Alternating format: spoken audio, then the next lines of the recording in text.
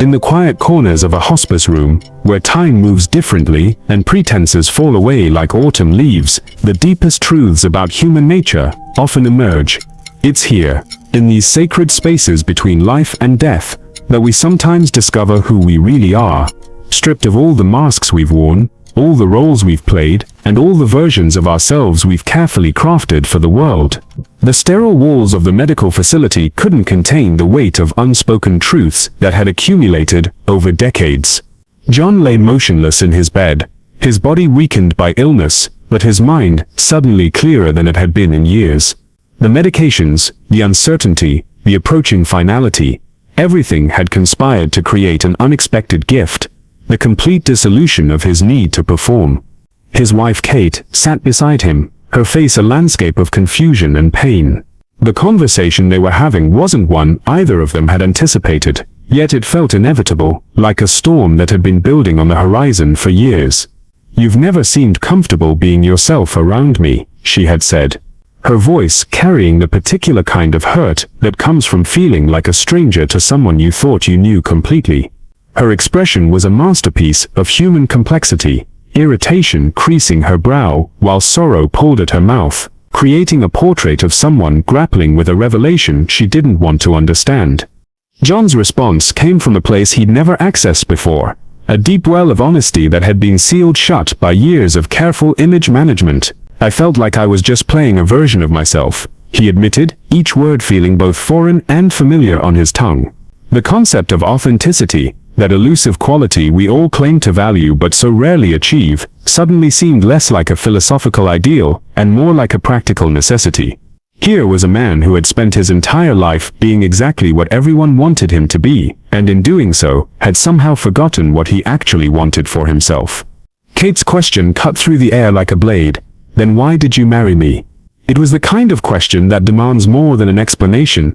It requires an excavation of the soul. Between the medications that clouded his thoughts and the approaching finality that clarified them, John found himself in an unprecedented state of emotional nakedness.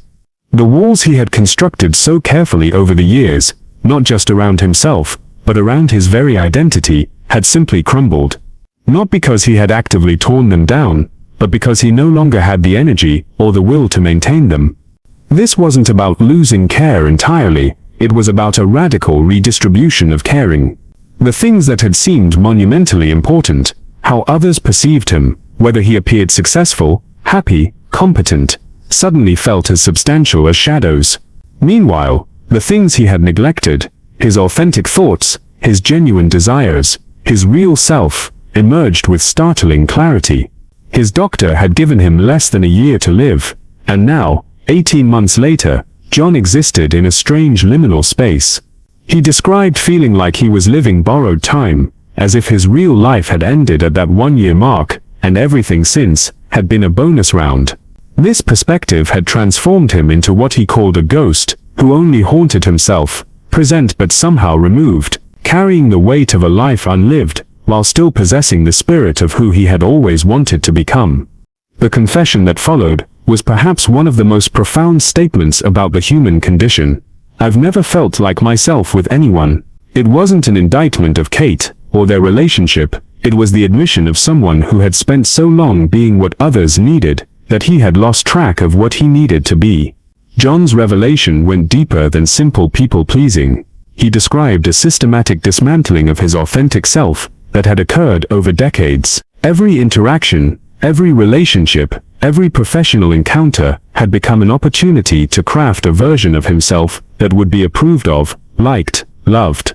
He had become a master of reading rooms and adjusting accordingly, ensuring that everyone he met would walk away thinking, "John is wonderful." But this pursuit of universal approval had created what he called a strange paradox of narcissism and self-abandonment. On the surface, his behavior looked selfless, always putting others first, always doing what was expected. But underneath, it was entirely self-focused, driven by his desperate need to be seen in a particular light. The cruel irony was that in trying so hard to be seen as perfect, he had made it impossible for anyone to actually see him at all. Kate's response revealed the complexity of loving someone who has hidden themselves so thoroughly. Her instinct was to defend him, to point out that his consideration for others was a virtue, not a flaw. "That just makes you a good person," she said, her voice shaking with the effort of trying to reframe his confession as something positive. But John's insight went deeper than the surface behaviors Kate was defending. He recognized that his actions, while appearing considerate, had actually been motivated by fear rather than love. Fear of rejection, fear of disappointment, fear of being seen as anything less than ideal. This fear had driven him to abandon his authentic self piece by piece, trading genuine connection for the illusion of universal acceptance. The weight of this realization was crushing. He was about to die, without ever having been truly known by another human being. All of his relationships, no matter how loving or long-lasting, had been built on carefully constructed versions of himself, rather than his authentic core. He had been so successful at being what everyone wanted, that no one, not even his wife, had ever met the real John. As tears began to flow between them, Kate made a choice that illuminated the difference between loving someone and truly seeing them. Instead of trying to comfort him with platitudes about the past, she offered him something infinitely more valuable, the opportunity to be authentic in the present. "Let me see you," she said. "Be who you really are. There's still time." This moment represents something profound about human connection and the courage required for true intimacy. Kate was essentially asking John to do the one thing he had never done in any relationship: show up as himself, completely and without apology. She was offering to love not just the version of him she had known, but the person he actually was underneath all the performance. The story serves as a powerful meditation on the cost of living an inauthentic life. John's journey from people-pleaser to authentic self-expression, compressed into the final stages of his life, illuminates several crucial truths about human nature and relationships. First, the pursuit of universal approval is not only impossible, but actively destructive to genuine connection. When we try to be what everyone wants us to be, we become what no one can truly know. The very behaviors we think will bring us closer to others actually create distance, because relationships built on performance, rather than authenticity, lack the depth and intimacy that make them truly meaningful. Second, the fear of being disliked or rejected often drives us to abandon the very qualities that make us worth knowing and loving. John's story suggests that the risk of being seen and rejected is far less damaging than the certainty of never being seen at all. Authenticity requires vulnerability, and vulnerability requires courage, but the alternative is a life lived in emotional isolation, even within our closest relationships. Third, there's a difference between being considerate of others and being controlled by their opinions. True consideration comes from a place of genuine care and connection, while people-pleasing comes from fear and the need for external validation. The former builds relationships, the latter builds facades. The guided journal mentioned in the story, All the Ways Things Could Go, represents an attempt to address these challenges before they reach the crisis point John experienced. Through creative writing and drawing prompts, it encourages readers to explore their subconscious minds and arrive at clearer self-understanding. The example given, writing your own obituary, is particularly powerful because it forces us to consider ourselves from an external perspective and contemplate what we want to be remembered for. This exercise serves multiple purposes. It helps us identify our core values, recognize the gap between who we are and who we want to be, and consider what changes we might need to make to live more authentically. By imagining ourselves after death, we gain perspective on what truly matters while we're still alive to do something about it. The concept of self-exploration through creative prompts taps into something fundamental about human psychology. Often, our deepest truths are hidden, not just from others, but from ourselves. We become so accustomed to playing certain roles and meeting certain expectations that we lose touch with our authentic desires, fears, and dreams. Creative exercises can bypass our conscious defenses and allow these buried aspects of ourselves to emerge. John's story also raises important questions about the nature of time and opportunity. His illness gave him an unexpected gift, the clarity that comes from having nothing left to lose. But his story suggests that we don't need to wait until we're facing death to experience this kind of liberation. The key insight is that the things we worry about, others' opinions, social expectations, the need to appear perfect, often matter far less than we think they do. The tragedy of John's story isn't just that he discovered his authentic self so late in life, but that he spent decades believing he had no choice but to hide it. His assumption that people would reject the real him was never actually tested in any meaningful way. He had created an elaborate defense system against a threat that may not have been as real or as dangerous as he imagined. This speaks to a broader truth about human relationships and social connection.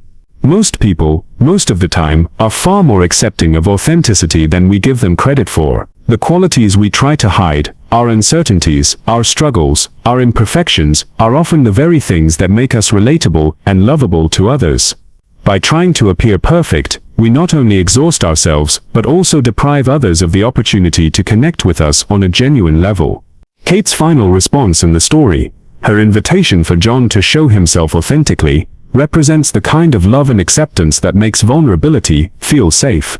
It's a reminder that true intimacy isn't about finding someone who loves the perfect version of you, but about finding someone who's willing to see and love the real version of you, flaws and all. The timing of this revelation, coming so close to the end of John's life, adds both poignancy and urgency to the message. It suggests that authenticity isn't something we can put off indefinitely, without consequence.